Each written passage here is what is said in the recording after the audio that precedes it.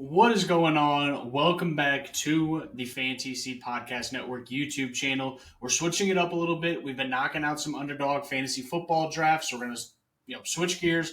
It's the U.S. Open. Time to put some golf bets out there. Time to see what we can conjure up. Now, if you are a fan of FanTC or you've been or listened to some of our podcasts in the past, make sure to hit that subscribe button on the YouTube. Make sure to share it with somebody. Worst case scenario, if you're not going to share it with anybody, just make sure you're subscribed on YouTube, Apple Podcasts, Spotify, Amazon Music, all of the stuff. At least help us get out there a little bit that way as well. Get us into some algorithms. So, like I said, this channel is going to be all kinds of different things. We have a hockey podcast. We got a fantasy football that's going to be starting up.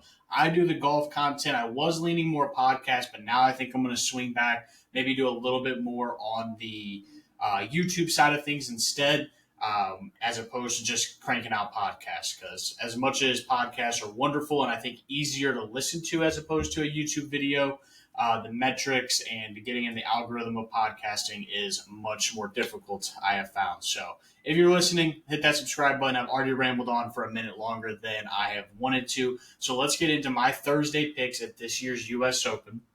And again, this is for Thursday. These are just head-to-head picks. I do have an outright winner that I'm going to give you guys at the end.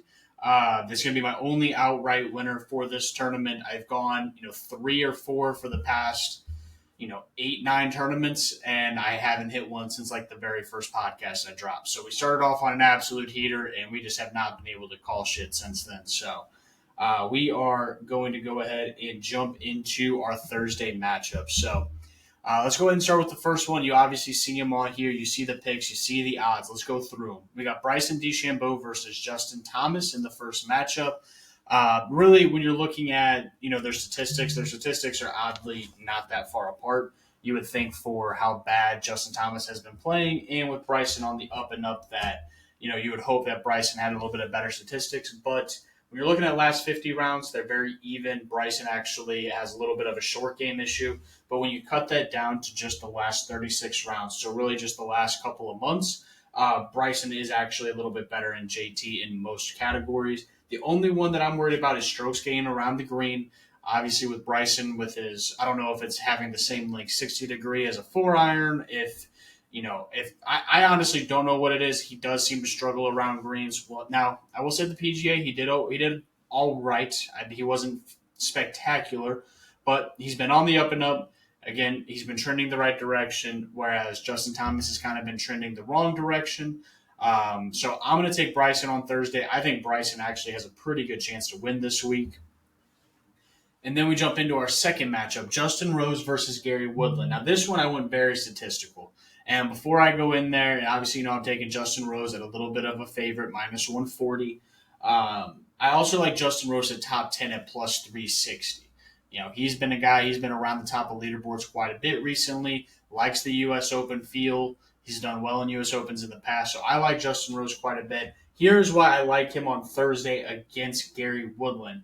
When we look at some of the main statistics I'm looking at, strokes gained total, strokes gained tee to green, strokes gained putting. Those three, they're not too far apart on. They're within 10 to 15 in the rankings. Justin Rose is higher than Gary Woodland in all of those, but Gary Woodland's not that far off. But when I look at two that I think are some of the more, probably two of the most important ones, strokes gained short game and strokes gained around the green, Justin Rose is 32nd and 18th, whereas Gary Woodland is 74th and 92nd. So getting to the green and getting the ball in the hole, they're pretty even. Justin Rose is slightly better. When it comes to any kind of chipping, anything around the green, he is way better than Gary Woodland, at least so far for their last 50 rounds of golf. I like Justin Rose. I'm willing to lay down a little extra on that one. Third one, Jon Rahm versus Scotty Scheffler. Now, I feel like I'm kind of on a little bit of an island here. I would say the majority of the golf media, the golf betting media, podcasts, the other YouTube channels are all leaning Scotty Scheffler this week, and I 100% get it. I think him and Rahm, if you're going to bet, it's always smart to bet on one of those two guys if you have a good feeling they're going to win this week.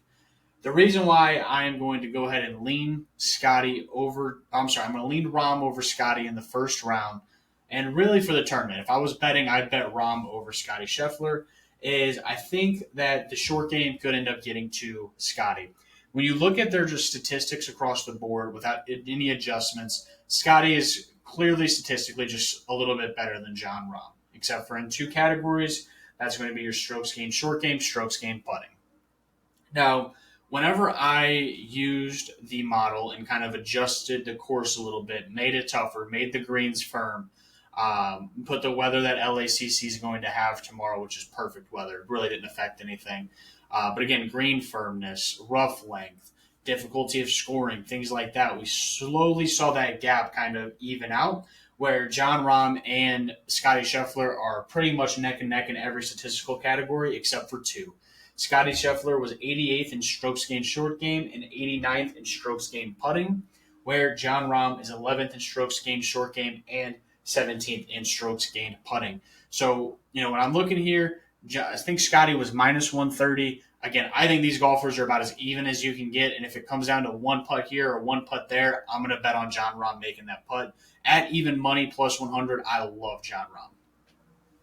This fourth one here, a little bit different. I have been, not too big of a fan of Mito Pereira when it comes to doing DFS plays. I don't think I've ever placed a bet on him before to win anything.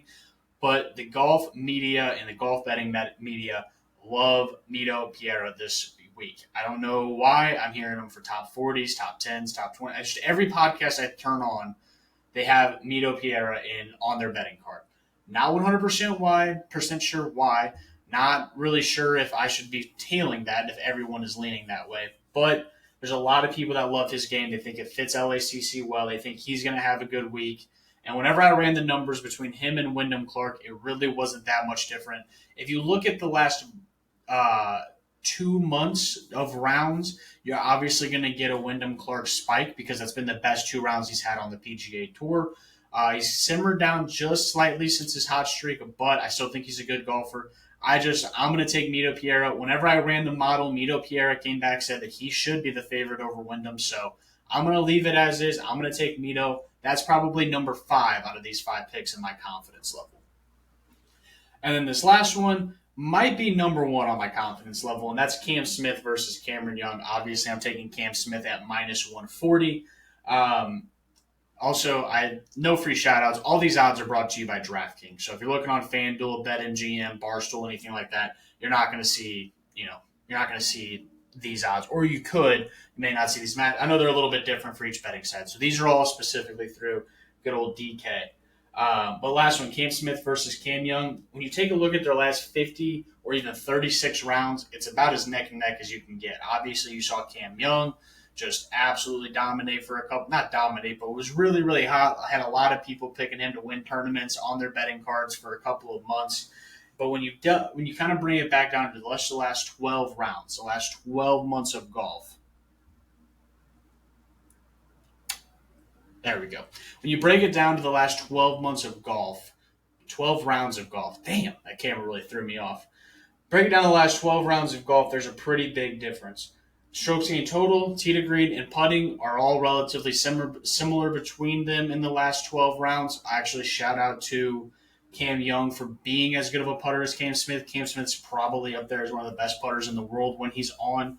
But when we look at short game approach and around the greens, it all heavily leans Cam Smith. I think Cam Smith can have a really great week. I think he starts it off on Thursday. I think there's a good chance Cam Young misses the cut. He has not been playing well. I don't think a hard golf course is where you find your game, especially in this kind of a setting like a U.S. Open. So those are my 5 picks for Thursday. I'll be right back tomorrow with my 5 picks for Friday. If you're following, if you're tagging along, make sure to like, make sure to subscribe. Tell me in the comments. Appreciate you. Peace out.